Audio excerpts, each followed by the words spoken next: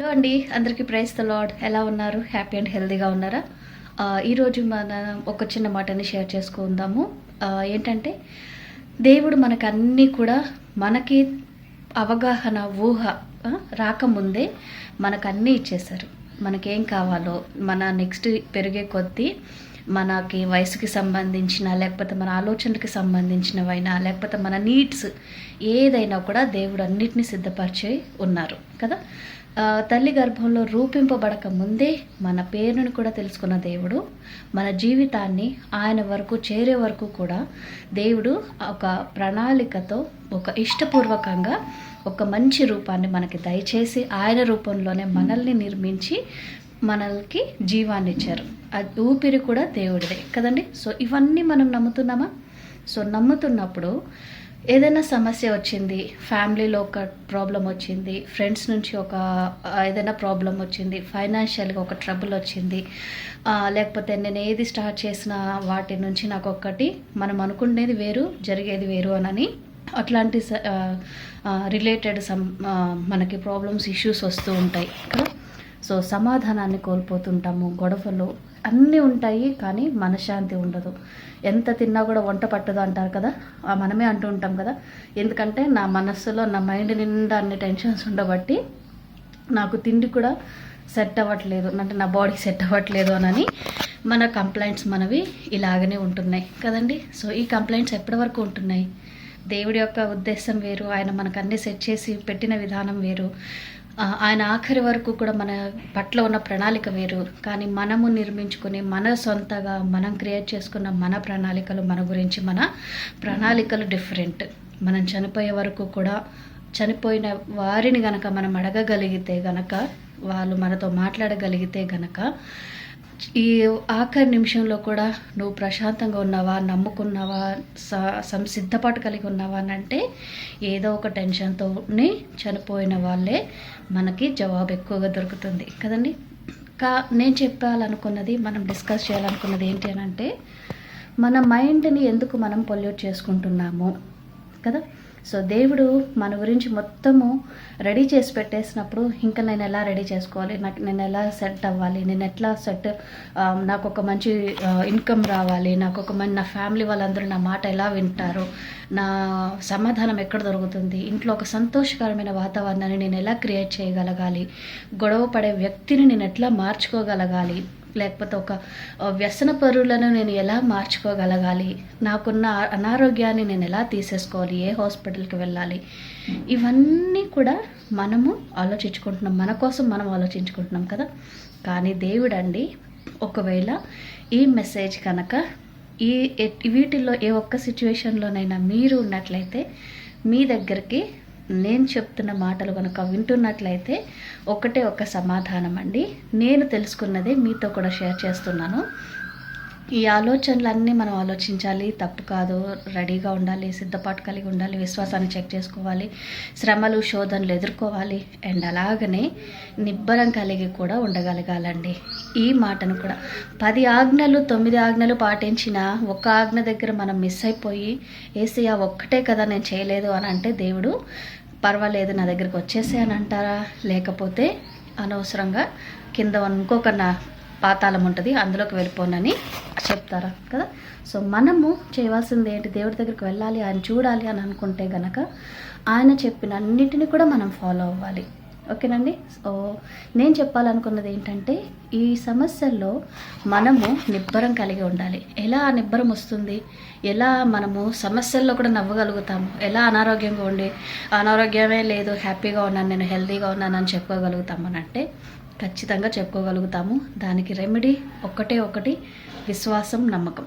ఓకేనా. మనం ఇన్ని ఇయర్స్ భూమి మీద గడిపేసాము, మనం ఒక ఫ్యామిలీతో ఉన్నాము, కరోనాలోనే చనిపోకుండా జనాభా లిస్టులో మనము ఇంకా ఉన్నాము అని అంటే అక్కడ మనకు ఒకటి పర్పస్ ఉంది, దేవుడి యొక్క చిత్తం ఒకటి ఉంది, మనం చేయవలసిన పనులు ఇంకొన్ని ఉన్నాయి కదా. సో ఇంకా పనులు ఏంటంటే గిన్నెలు తోముకోవడం, బట్టలు ఉతుక్కోవడం, ఇంటిని సెట్ చేసుకోవడము, పండగలు వస్తున్నాయని అనగానే షాపింగ్స్కి రెడీ అవ్వడము, ఇవి మాత్రమే కాకుండా మనము దేవుడు మనకి చూపిస్తున్నటువంటి బాధ్యతలని, ఆయన మన మీద చూపిస్తున్న ప్రేమను, కృపను ఆయన ఫ్రీగా ఇస్తున్నారు కదండి మనకి. సో అదే విధంగా మనం కూడా ఎదుటి వాళ్ళకి ఫ్రీగానే ఇవ్వాలి. ఓకేనా. సో అవి ఎలా ఇవ్వగలుగుతాము అని అంటే, మనము ఫస్ట్ అందరిలోకి వెళ్తే, అందరితో మాట్లాడితే, అందరినీ మనం ఫ్రెండ్షిప్ చేసుకుంటే, అప్పుడు అందరిలో కొంతమంది మాత్రమే మనల్ని, మన ద్వారా దేవుడిని చూడగలుగుతారు.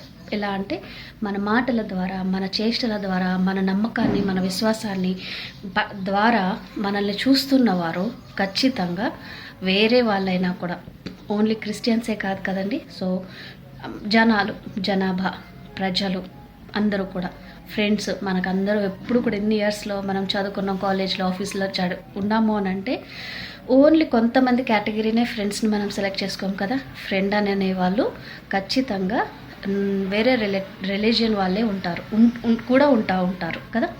సో వాళ్ళని మరి ఎట్లాగా మనం డైవర్ట్ చేయాలి అని అనే మైండ్ మనకి అవసరం లేకుండా, మన ప్రవర్తన ద్వారా, శ్రమలలో మనం ఎదుర్కొనే విధానం ద్వారా, ఒక ప్రాబ్లమ్ని, ఒక వ్యక్తిని మార్చడం గురించి మనం చేసే పనుల ద్వారా మనలో ఒక విశ్వాసాన్ని వాళ్ళు చూడగలుగుతారు. ఆ విశ్వాసం నుంచి నమ్మకం ఎక్కడి నుంచి వస్తుంది వీళ్ళకేనని వాళ్ళు చర్చించుకోవడం స్టార్ట్ చేస్తారు. ఓకేనా. సో ఎక్కడి నుంచి వస్తుంది, ఒక లైట్ వెలుగుతురు ఎక్కడి నుంచి వస్తుంది అని మినుగురు పురుగులు కానీ, లేకపోతే మన వర్షాలు పడకముందు బయట లైట్ ఆన్ చేసామనంటే దాని చుట్టూరు, స్ట్రీట్ లైట్స్ చుట్టూరు చాలా పురుగులు, మనకి రెక్కల పురుగులు వచ్చేస్తాయి, అట్రాక్ట్ వచ్చేస్తాయి కదా. సో అవి లైట్ ఆఫ్ చేయగానే ఏం చేస్తాయండి, అక్కడే ఆగిపోవు, ఎప్పుడు లైట్ వేస్తారా వీళ్ళు అని అనేసి వెయిట్ చేయవు అవి. మనం బయట లైట్ ఆఫ్ చేయగానే అవి వెంటనే ఇంకొక లైట్ ఎక్కడి నుంచి వస్తుంది, వెలుతురు ఎక్కడి నుంచి వస్తుంది అని ఆ లైట్ వరకు కూడా అవి ప్రయాణం చేస్తాయి, ఆఖరికి రీచ్ అవుతాయి లైట్ దగ్గరికి. ఓకేనా. సో అదే మాదిరిగా, అదే విధానంగా మనల్ని కూడా చూసిన వాళ్ళు, వీళ్ళకి ఎక్కడి నుంచి వస్తుంది ఈ నమ్మకం, ఎక్కడి నుంచి వస్తుంది, ఇంట్లో చూస్తే ప్రాబ్లం ఉంది, సమస్య ఉంది, అప్పుల్లో కూరుకుపోయి ఉన్నారు, కానీ ఎలా వీళ్ళు దృఢంగా ఉండగలుగుతున్నారు, ఎలా వీళ్ళు హ్యాపీగా ఉండగలుగుతున్నారు.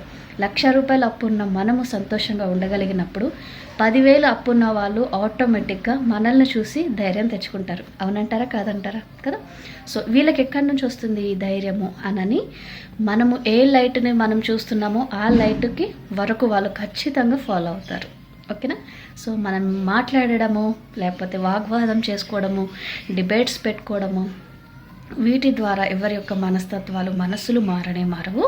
ఖచ్చితంగా మనం విశ్వాసము దేవుడిలో దృఢంగా ఉంటే, నిబ్బరంగా కనుక నిలబడగలిగితే మన ద్వారా అనేకుల్ని మనం మార్చగలుగుతాం. ఎందుకంటే నిజం కాబట్టి, నిజం వైపు నిజంలో మనం నిలబడితే ఖచ్చితంగా ఆ నిజాన్ని వెతుకుతూ వచ్చేవాళ్ళు చాలామంది వస్తూ ఉంటారు. సరేనండి.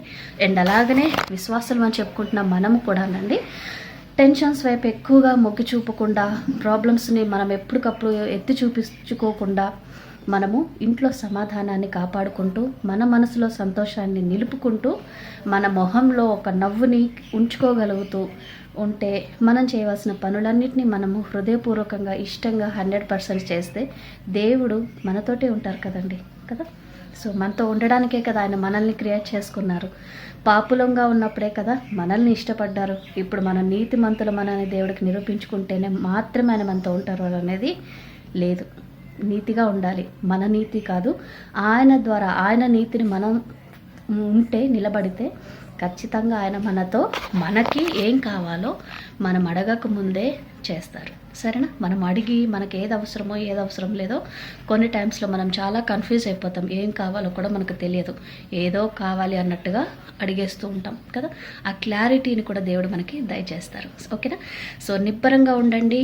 నీవే ప్రాబ్లంలోనైతే ఉన్నావో, నీ ముందు ఏ సమస్య అయితే ఉన్నదో ఆ ప్రాబ్లంని చూసుకుంటూ గద్దించేటటువంటి రీతిగా స్ట్రాంగ్ అవ్వండి. నిన్ను వేధిస్తున్న వారి గురించి ప్రార్థన చేయడంలో స్ట్రాంగ్గా నిలబడండి.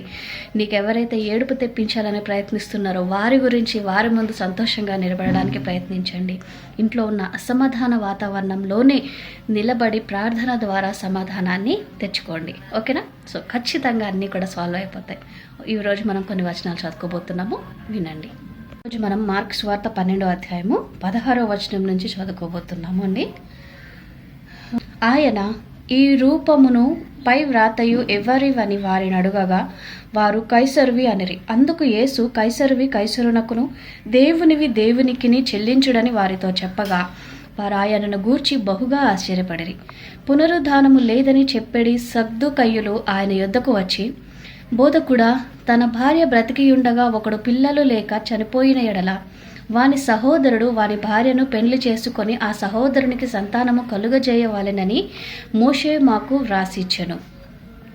7 సహోదరులుండిరి. మొదటివాడు ఒక స్త్రీని పెండ్లి చేసుకొని సంతానము లేక చనిపోయెను. దేవుడి వాక్యం ఇంతటితో దీవించినగాక. ఆమెన్. ఒక చిన్న ప్రేయర్ చేసుకుందాం, ఏకీభవించండి. పరిశుద్ధుడైన తండ్రి, యేసయ్యా నీకు వందనాలు, స్తోత్రాలు ప్రభా. ఇంతవరకు మమ్మల్ని సజీవ లెక్కల్లోంచి ఆరోగ్యంతో నిలబెట్టినందుకు నీకు వందనాలు తండ్రి. నీవు చేసిన ప్రతి మేలుని బట్టి నీకే వందనాలు, స్తోత్రాలు తండ్రి. చదవబడిన నీ వాక్యాన్ని దీవించండి, ఆశీర్వదించండి. ప్రతి హృదయంలో కూడా నాటి ఫలింపచేయమని ప్రార్థిస్తున్నాం యేసయ్యా ప్రభా. తండ్రి, నాయన నీ వాక్యం ఎక్కడ కూడా వృధా కాదు, ఎక్కడ కూడా వృధా జరిగినట్టు కూడా నాయన సంఘటన లేదు నాయన తండ్రి.